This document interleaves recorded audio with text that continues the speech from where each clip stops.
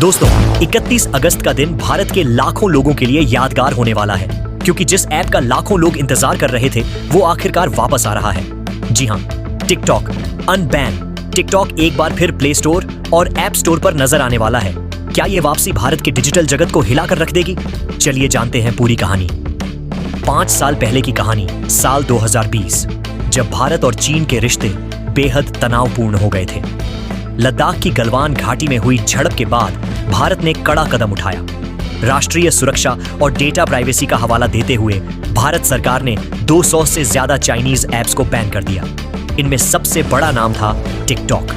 उस समय टिकटॉक सिर्फ एक ऐप नहीं था, बल्कि लाखों भारतीय युवाओं की पहचान बन चुका था।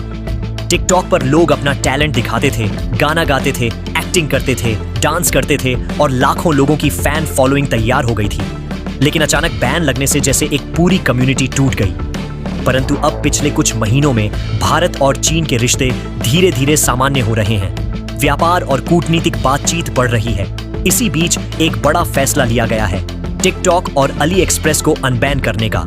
अली एक्सप्रेस एक ई-कॉमर्स वेबसाइट है जहां लोग विदेशों से सस्ता सामान मंगवाते थे।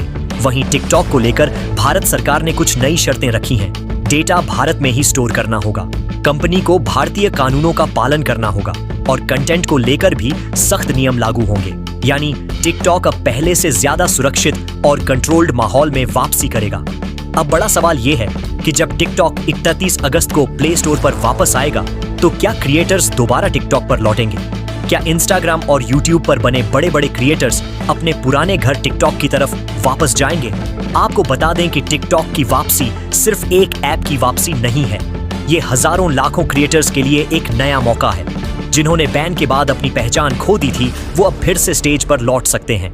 ये देखना बेहद दिलचस्प होगा कि टिकटॉक की वापसी का असर इंस्टाग्राम रील्स और यूट्यूब शॉर्ट्स पर कितना पड़ता है, क्योंकि आज भारत में लाखों लोग इन दोनों प्लेटफॉर्म्स पर एक्टिव हैं। क्या टिकटॉक उनकी पॉपुलैरिटी को गिरा देगा या फिर ये तीनों मिलकर एक और बड़ा क्रिएटर इकोसिस्टम बना देंगे? तो दोस्तों, अब आप तैयार रहिए।